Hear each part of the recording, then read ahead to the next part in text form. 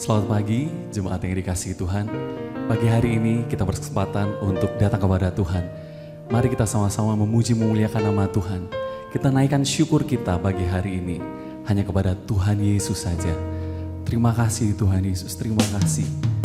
Hanya Engkau pribadi yang mengenal setiap hati kami. Hanya Engkau pribadi yang kami kagumi Tuhan dalam kehidupan kami. Terima kasih Tuhan, terima kasih Yesus.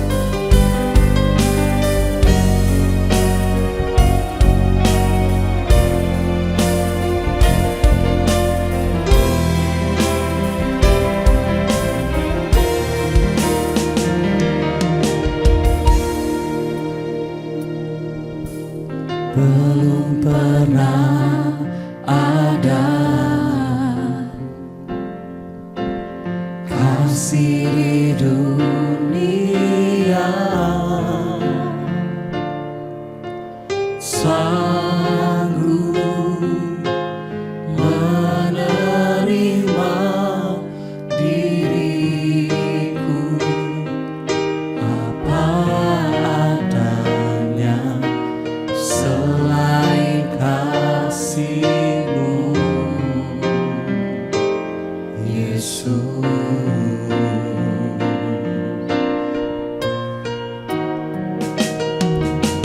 takkan ada lagi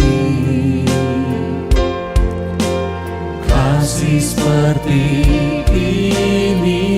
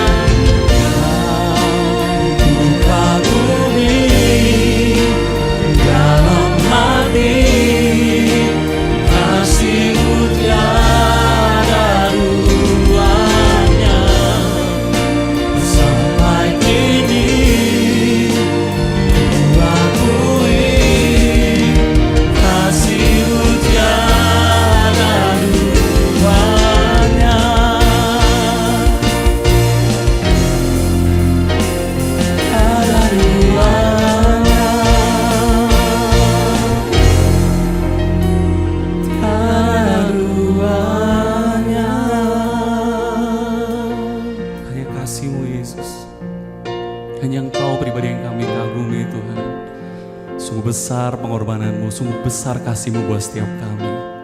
Kami mau naikkan syukur kami Tuhan. Haleluya, terima kasih Yesus. Terima kasih Tuhan, terima kasih. Kasih yang sungguh besar yang boleh kami rasakan dalam kehidupan kami. Haleluya Yesus Tuhan. Haleluya. Penyertaan-Mu sempurna buat kami. Haleluya. Allah yang besar, hanya Yesus, hanya Yesus Tuhan. Haleluya. Hanya Kau Tuhan, hanya Kau yang layak, hanya ditinggikan. Haleluya. Terpujilah nama-Mu, ku kagum hormat. Haleluya. Hanya Kau Yesus. Haleluya. Kami bersyukur.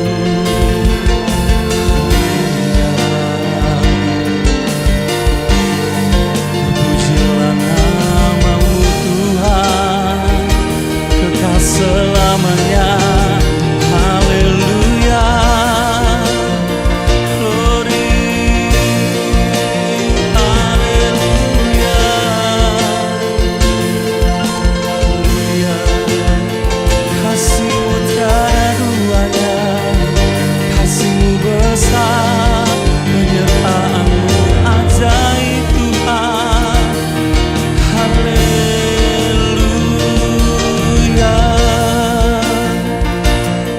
Mari kita siapkan hati kita untuk mendengarkan firman Tuhan pagi hari ini. Haleluya. Bila selama-lamanya Tuhan, kami mau memuji memuliakan nama-Mu, dan Kau yang terutama dalam kehidupan kami Yesus. Haleluya.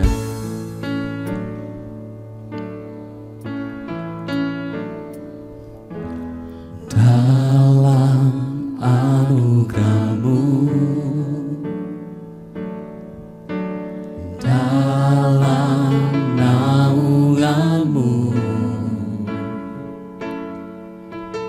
ku dapat merasakan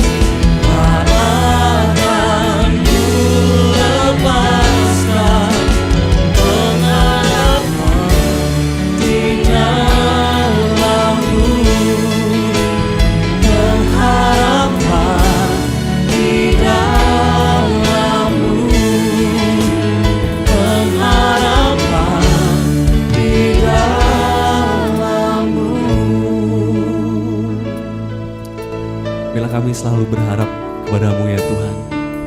Dan Kau satu-satunya Tuhan kami, dan sampai selama-lamanya Tuhan, hanya Engkau saja yang kami puji, kami sembah. Dan bagi hari ini Tuhan, kami mau sambut berkat firman-Mu, bila kami menjadi terang-Mu Tuhan, dan kami menjadi pendengar-pendengar yang baik Tuhan, dan kami boleh menjadi pelaku-pelaku firman-Mu Tuhan. Kau berkati hamba-Mu yang akan menyampaikan firman-Mu.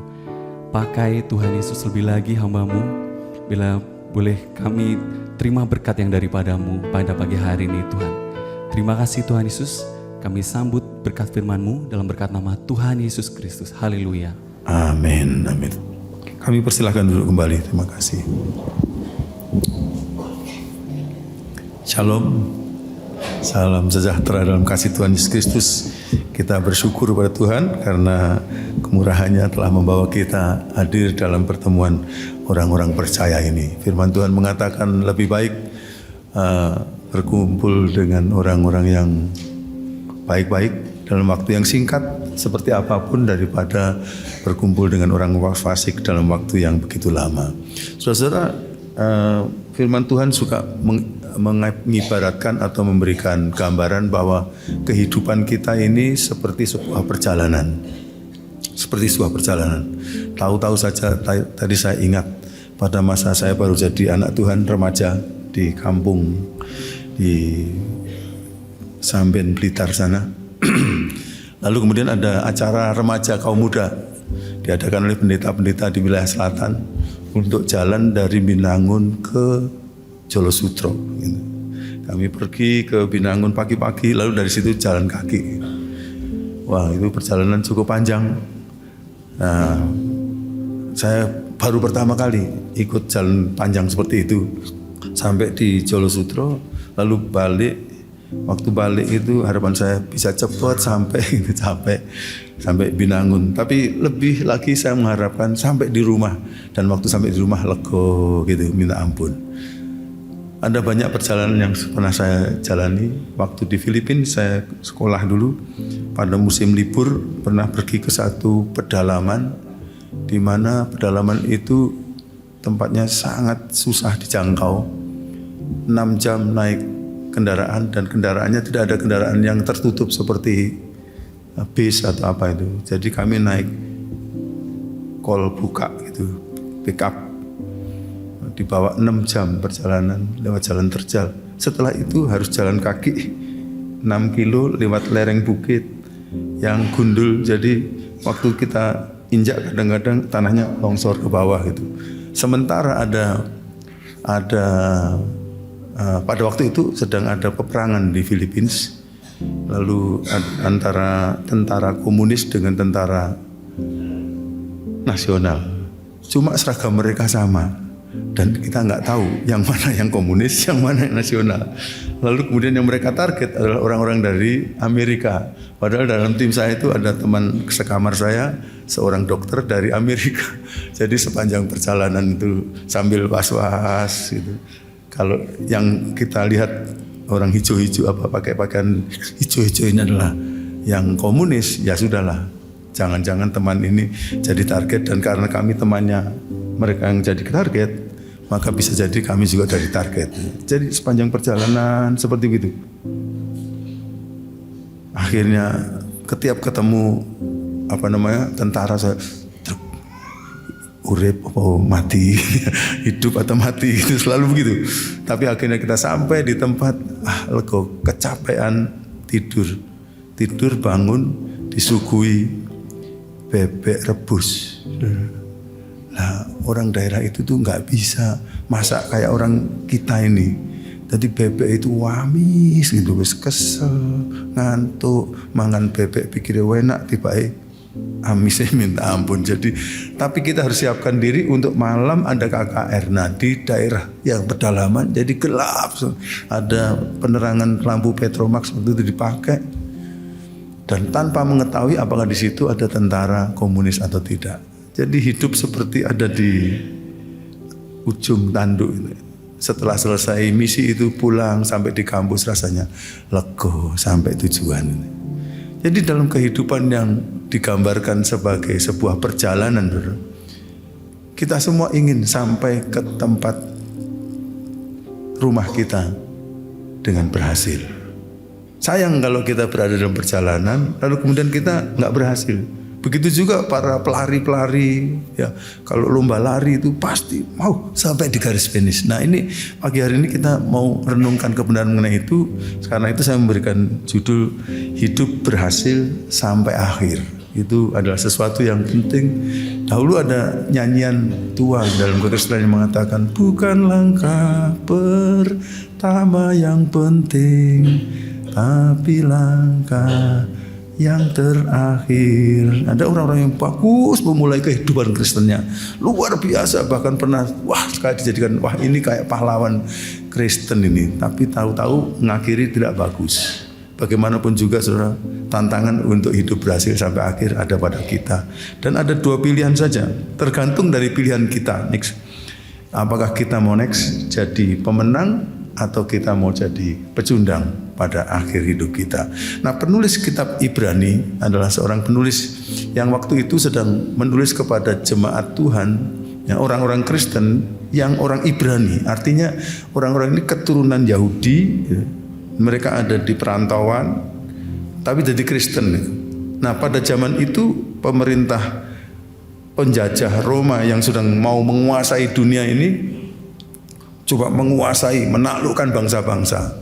Ada dua golongan orang yang pada zaman itu pemerintah Roma rasa agak sulit orang ini, karena mereka punya pengakuan yang kuat kepada Allahnya yang Esa, sehingga mereka sulit untuk ditaklukkan, sehingga mereka memaksakan supaya orang-orang sedunia akan mengatakan Kaisar adalah Tuhan, dan tentara-tentara yang dikirim ke seluruh dunia.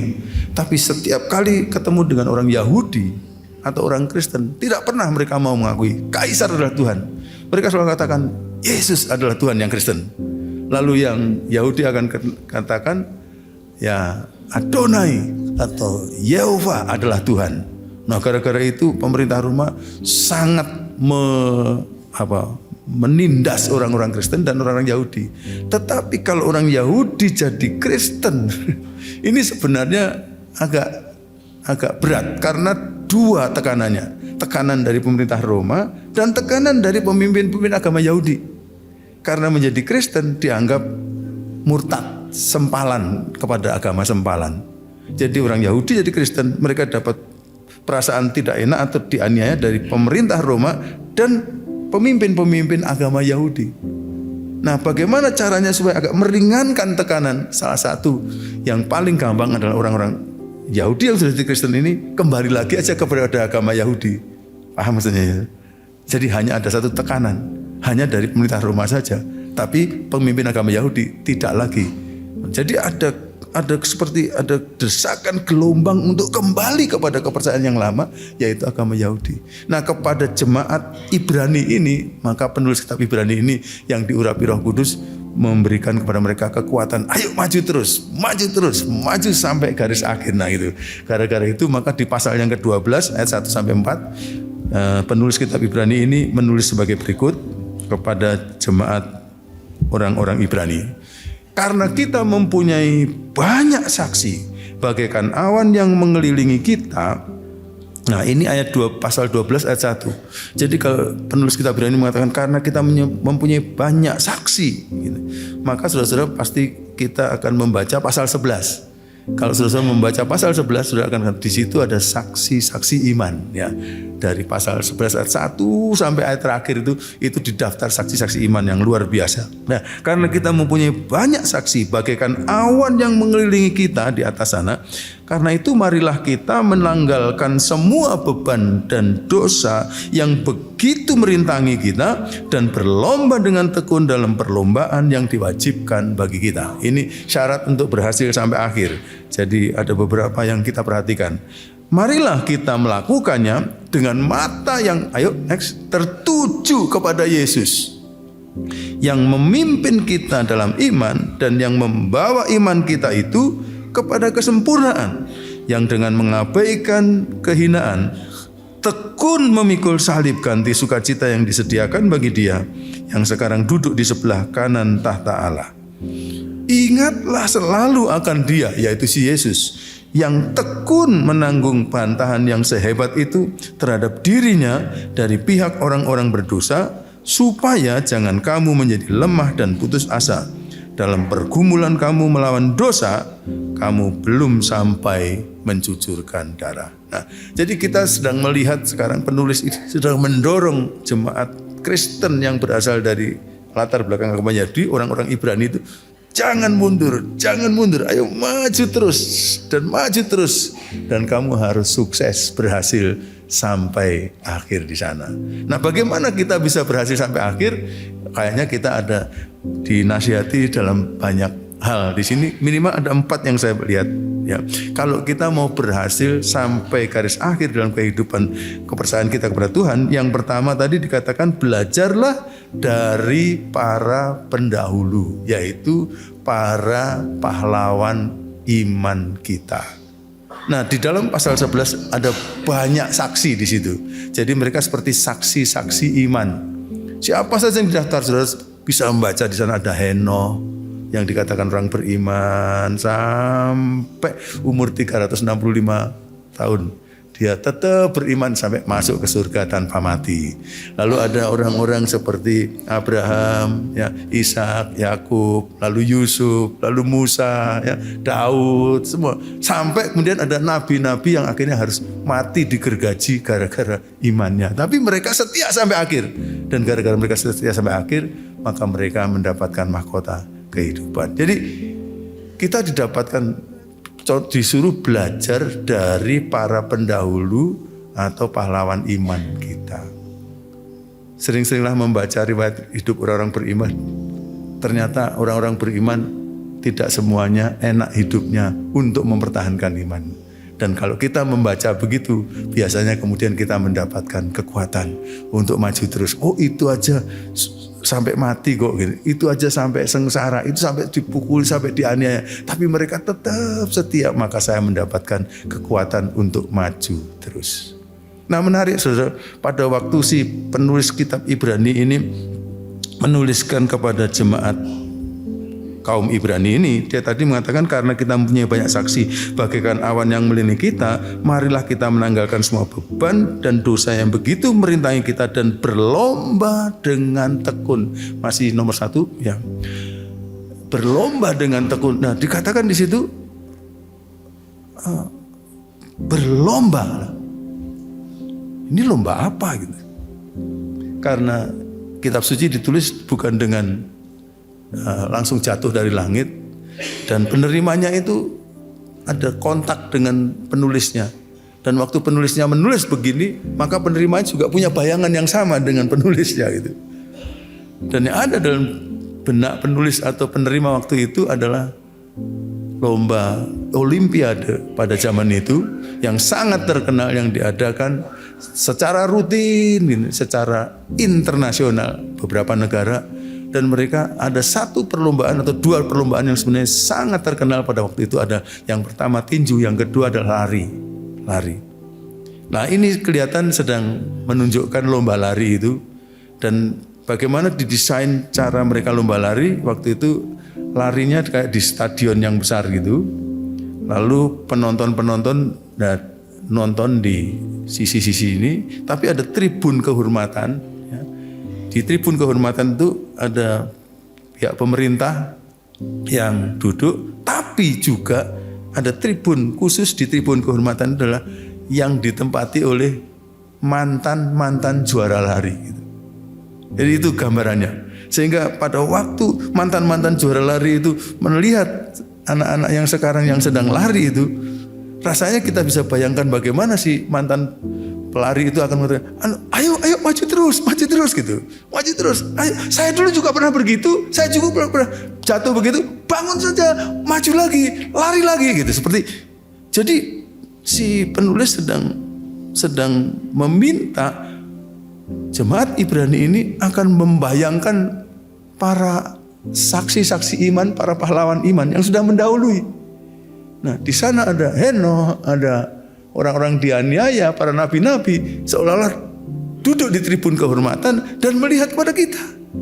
Karena itu kalau kita dalam hidup ini ingat mengenai kebenaran itu saja, kita akan tertolong bahwa sebenarnya ada orang-orang itu yang walaupun sudah mati, kalau kita melihat kita di sini, maka mereka nggak akan diam dan mereka akan maju terus. Saya dulu juga pernah begitu. Ayo maju.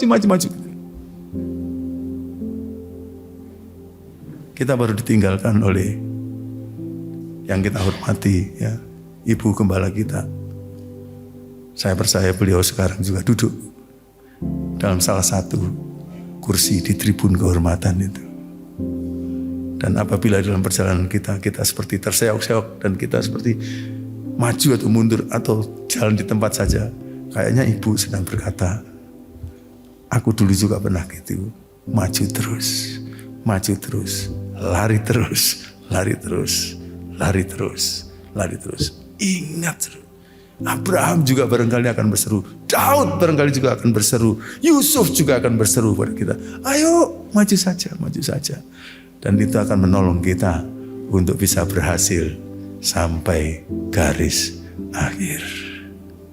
Itu kenyataan yang diminta, dimuat oleh penulis kitab Ibrani yang diurapi Roh Kudus untuk kita mempunyai bayangan keadaan heavenly realms, ya, satu suasana surgawi di mana sebenarnya kita ini sedang lari di sini, dan di tribun kehormatan ada pendahulu-pendahulu kita, pahlawan-pahlawan iman itu.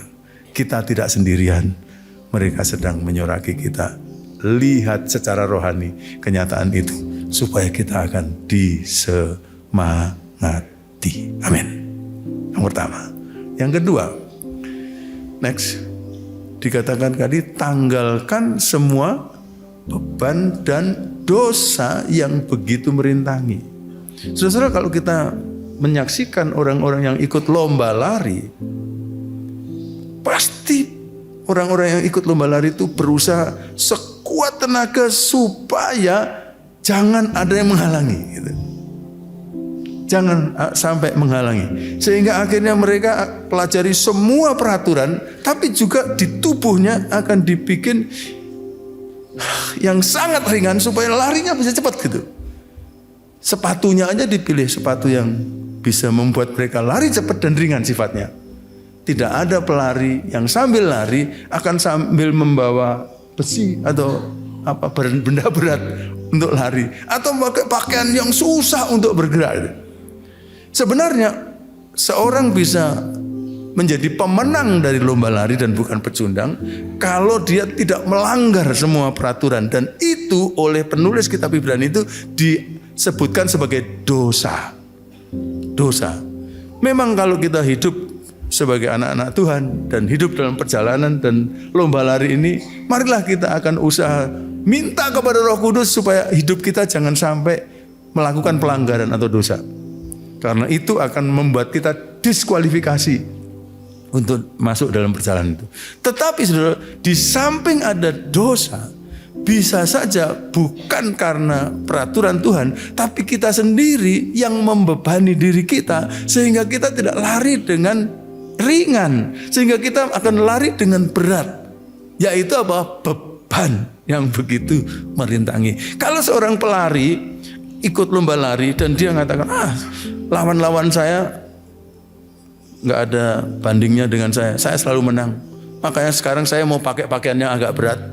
Nggak apa-apalah, pakai pakaian yang berat juga nggak apa-apa, paling saya masih menang dengan mereka. Nah, itu namanya dia membebani dirinya sendiri. Dia pakai sepatu yang membuat larinya tidak begitu ringan dan lancar, maka dia membebani dirinya.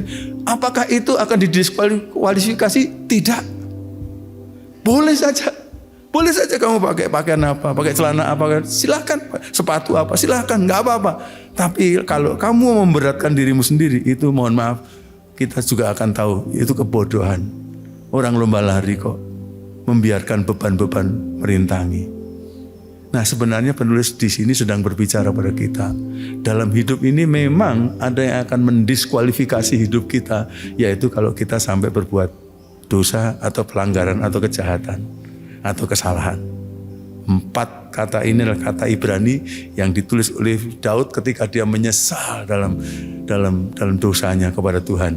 Itu memang betul-betul mendiskualifikasi perlombaan lari kita. Tapi kadang-kadang ada di dalam hidup orang-orang percaya itu yang dia sendiri sebenarnya tidak diatur apakah itu boleh atau tidak dan tidak dilarang, tapi dia sendiri menaruh beban yang berat.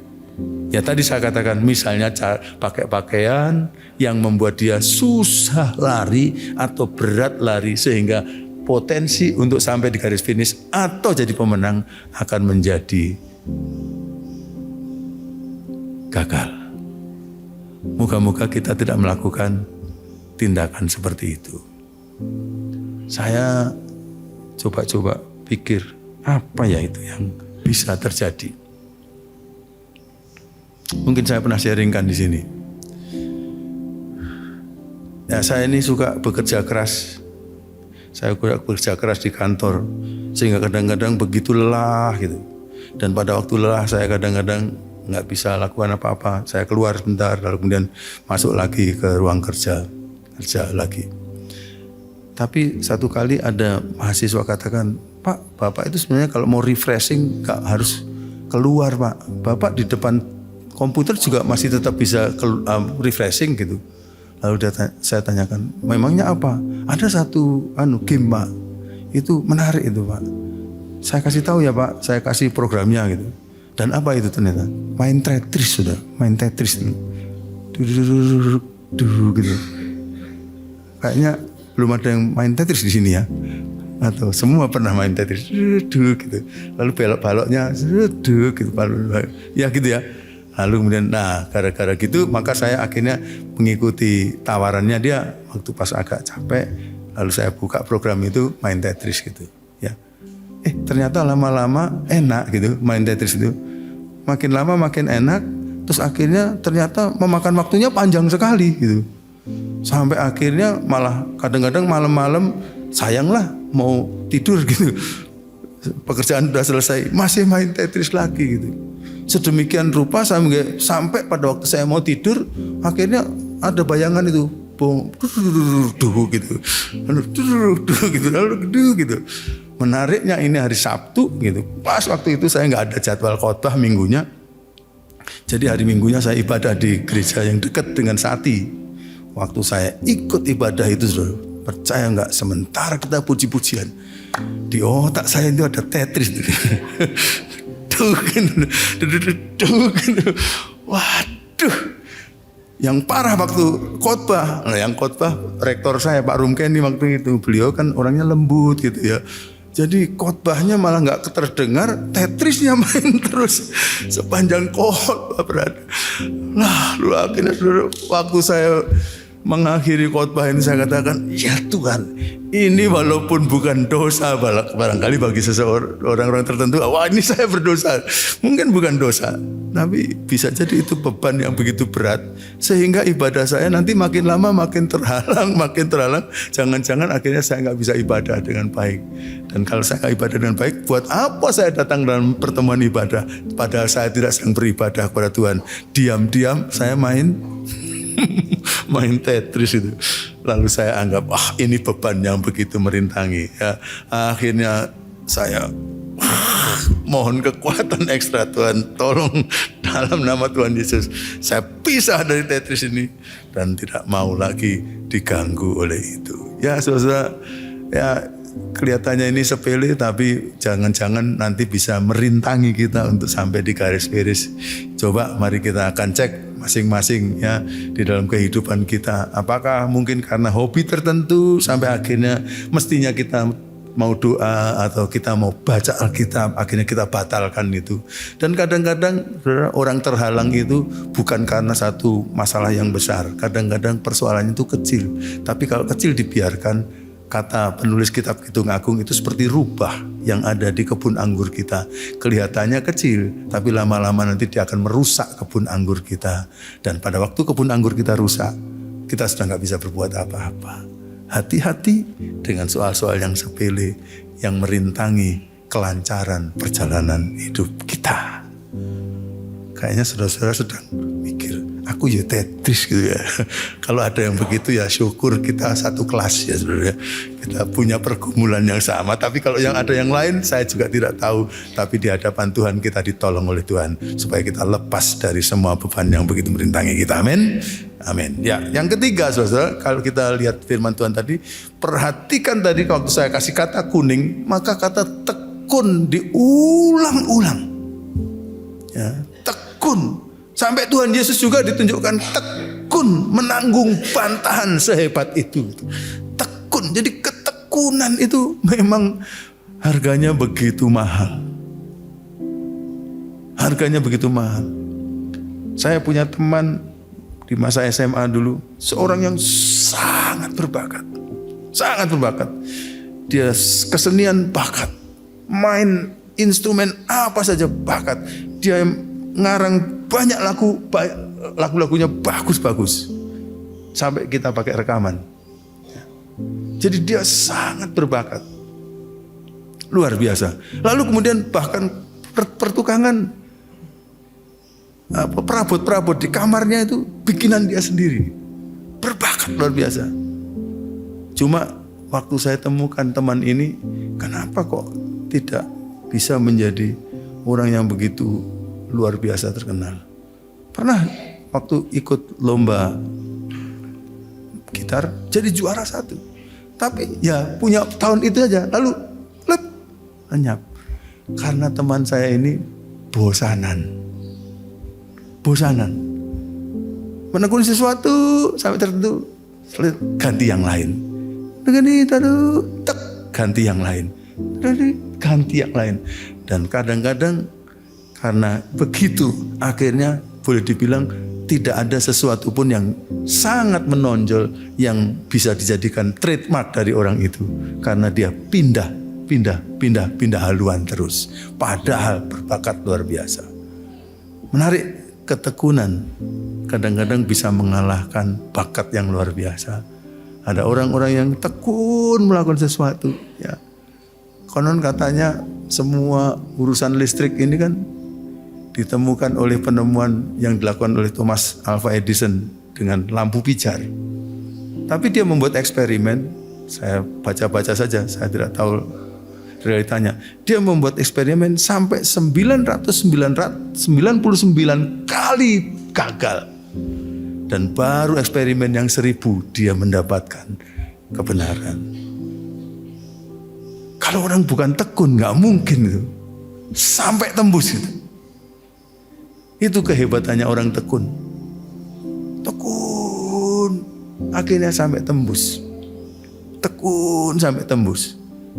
Kabarnya setiap kali dia mengalami kegagalan, dikatakan udahlah Thomas, gak usah diteruskan di eksperimen ini. Kamu sudah gagal sekian ratus kali, kamu sudah gagal sekian. Udahlah gak diteruskan. Dia katakan enggak, saya bukan gagal.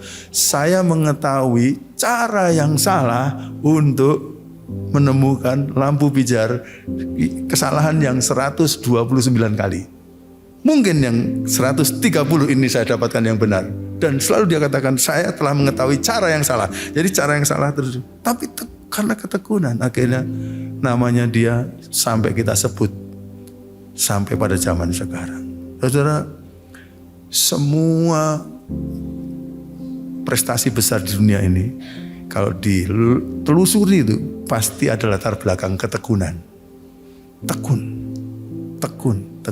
Dan begitu juga dengan perjalanan iman Kristen kita. Waktu saya jalan masa remaja menuju ke Jolo Sutro itu, di tengah jalan belum pernah jalan jauh. Andai kata ini rumah saya, udahlah selesai gitu. Tapi akhirnya tidaklah. Teman-teman tekun terus. Sudah saya ikut tekun. Gitu. Waktu saya ikut perjalanan dengan tim menuju ke tempat yang sangat pelosok di Filipina itu. Waktu nggak sampai di jalan di perjalanan itu, rasanya balik apa ya? Ini kok sudah lama jalan di perengan gunung ini terpleset, balik apa ya? Enggak, tapi hanya ketekunan yang mengantar saya sampai ke tempat itu. Dan waktu pulang juga ketekunan yang membuat saya kembali sampai di kampus dan kemudian dapat menikmati apa yang ada di sana. Tekun, tekun, tekun. Kita sebentar lagi akan masuk dalam masa Paskah. Dan Tuhan Yesus menghadapi banyak sekali tantangan dari luar agar supaya dia tidak tekun sampai disalib. Petrus menawarkan jalan supaya ada jalan pintas untuk menguasai dunia. Setan menawarkan jalan kepada Tuhan supaya dapat menguasai dunia dengan cara menyembah setan. Itu gampang, tidak harus kesalib. Bahkan sampai pada beberapa waktu yang sudah dekat dengan penyalibannya, di Taman Getsemani dia diuji oleh keinginannya sendiri. Itu yang paling berat. Kalau yang tadi semuanya dari luar, dan kata orang-orang yang berpengalaman, biasanya tantangan dari luar itu asalkan kita punya kekuatan di dalam, itu nggak ada artinya, hanya 20% mempengaruhi kegagalan. Tapi yang paling berat adalah kalau tantangan itu datang dari keinginan kita sendiri. Dan Tuhan Yesus di Taman Getsemani ada keinginan untuk menghindar dari salib. Bapa, ya, apakah mungkin cawan ini lalu daripadaku? Tapi waktu Bapa katakan Yesus gak mungkin, katanya kayaknya begitu. Lalu Yesus katakan dalam doanya yang kedua, jika tidak mungkin, jadilah kehendakmu. Yesus tekun terus waktu turun dari surga di bumi, mengikuti program Bapa. Terus waktu digoda setan, sebenarnya dia bisa ambil jalan pintas menguasai dunia dengan cara menyembah setan. Tapi dalam ketetapan kekekalan, bukan melalui menyembah setan, tapi melalui salib. Maka dia tembus lagi, tembus sampai terakhir. Dia tawari Petrus, nggak mau, ditawari oleh kehendaknya sendiri. Dia nggak mau, harus salib, tetap menjadi tujuan kami. Karena itu penulis kitab Ibrani kan, lihatlah dia tekun. Moga-moga kita menjadi orang-orang yang dicirikan dengan ketekunan, sehingga maksud-maksud Tuhan dalam diri kita akan terwujud dan hidup kita itu mempersembahkan sesuatu untuk kebesaran Tuhan, untuk kemuliaan Tuhan. Jangan hanya nyoba, akhirnya nggak jadi apa-apa. Mari kita akan tekun kepada panggilan Tuhan dalam hidup kita sampai akhir hidup kita. Tuhan tolong kita.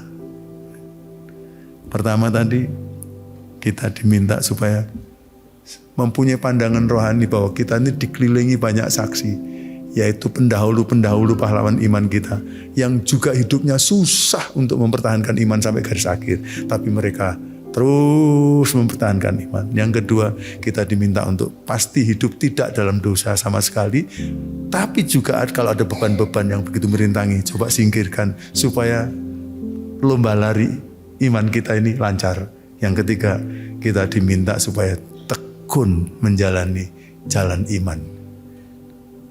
Dan caranya yang keempat, pandangan kita harus fokus pada Tuhan Yesus terus. Saudara, dalam sejarah gereja ini seperti tidak pernah lepas dari penganiayaan besar-besar. Sejak abad pertama ya, sampai beberapa dekade yang lalu, misalnya di daratan Tiongkok, anak-anak Tuhan di sana mengalami pressure yang luar biasa. Tapi kalau digali-gali, bagaimana mereka itu akhirnya bisa tetap bertahan dan tembus dalam semua tekanan yang luar biasa itu. Karena mereka ingat pahlawan iman dan terutama ingat sang pendekar dari pahlawan iman, yaitu Yesus Kristus. Lalu kita diminta ingat bagaimana cinta Yesus pada kita. Mau digagalkan dengan cara apa saja, tapi Yesus fokus kepada tujuan. Dan kita diminta untuk fokus kepada Tuhan Yesus sehingga kita mendapatkan teladan supaya kita akan terus berjalan sampai akhir.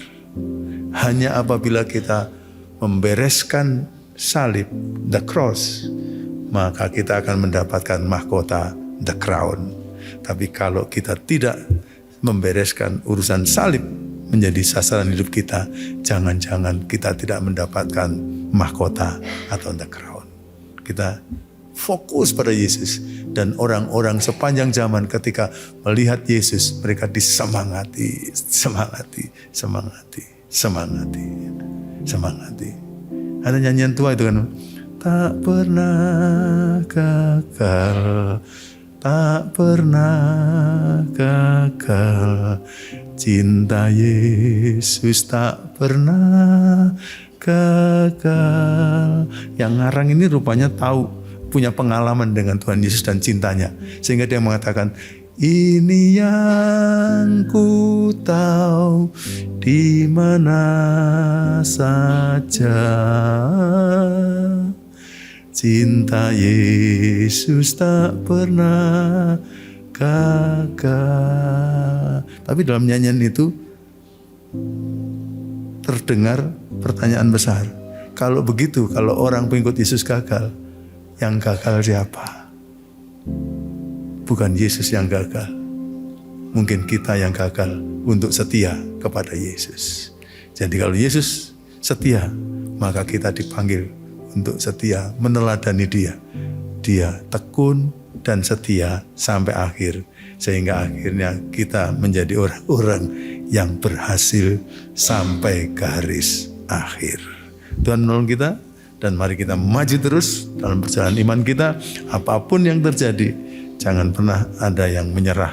Bahkan kalau ada teman-teman yang kelihatan sedang bergumul, mari kita datang dan menguatkan mereka. Lihat fokus kepada Yesus sebagai contoh kita.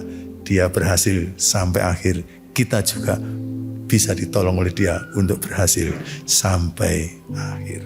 Amin. Mari kita berdiri bersama-sama dan kita akan menyanyikan satu kur untuk menutup renungan firman Tuhan. Ku percaya Kau Tuhan yang tak pernah gagal.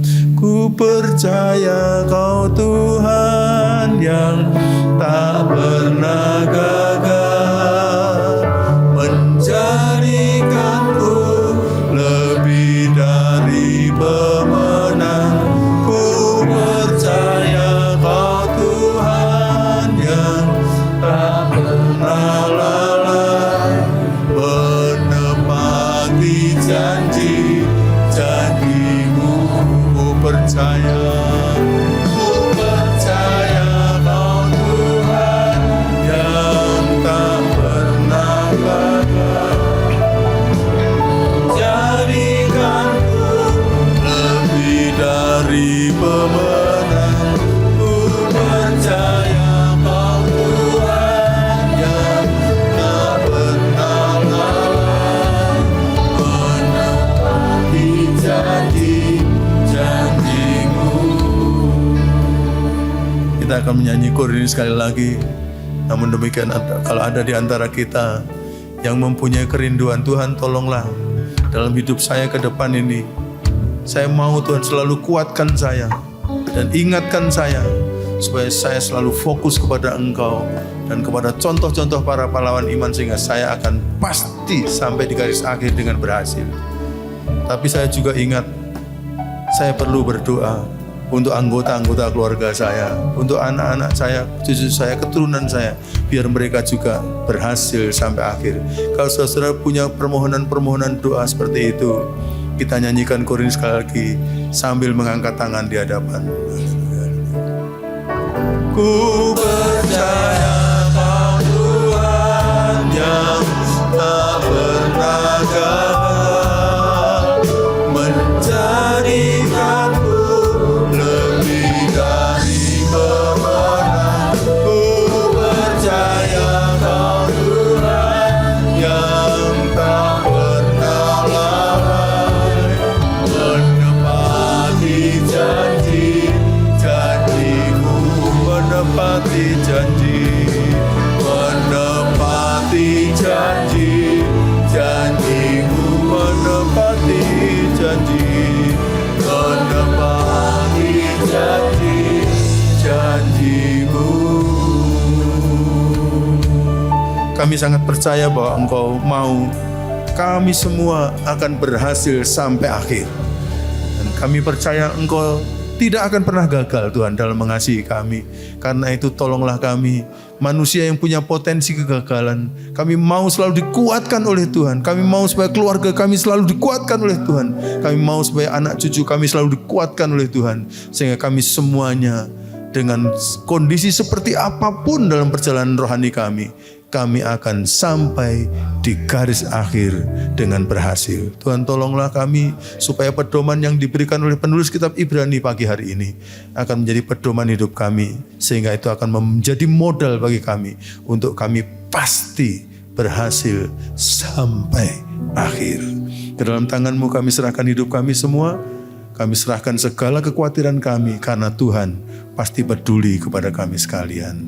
Tuhan, hamba-Mu akan segera berakhir menyampaikan firman-Mu ini. Hamba memohon Roh Kudus akan terus mengingatkan firman ini dalam masing-masing kami, termasuk hamba-Mu sendiri, supaya kami tekun sampai pada garis akhir.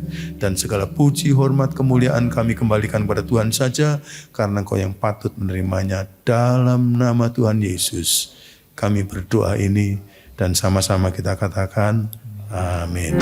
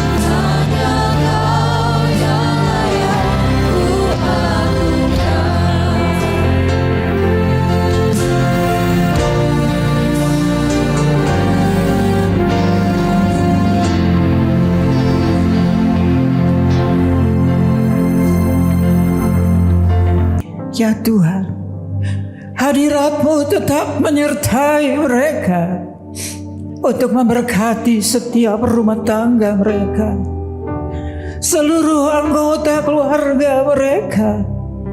Berkatilah usaha dan mata pencaharian umat-Mu. Berkatilah roti dan air mereka. Berkatilah umat-Mu ini dengan kekuatan dan kesehatan. Sesungguhnya Engkau sangat mengasihi umat-Mu. Seluruh umat-Mu ini ada di dalam telapak tangan-Mu, dan tak seorang pun dapat merampas mereka, domba-domba-Mu ini, dari dalam tangan-Mu. Hamba-Mu berdoa, bawalah seluruh sidang jemaat-Mu ini semakin hari semakin dekat kepadamu, semakin mengasihi Engkau ya Tuhan, sehingga mereka boleh tiba di puncak bukit kesucian-Mu dan memandang wajah-Mu yang indah. Kini sidang jemaat yang dikasihi Tuhan, Allah yang kekal adalah naungan-Mu, dan lengannya yang abadi menopang Engkau. Tuhan memberkati Engkau dan melindungi Engkau. Tuhan menyinari Engkau dengan wajah-Nya, serta memberikan Engkau kasih karunia. Tuhan menghadapkan wajah-Nya kepadamu dan memberikan engkau damai sejahtera di dalam berkat nama Tuhan Yesus Kristus. Amin.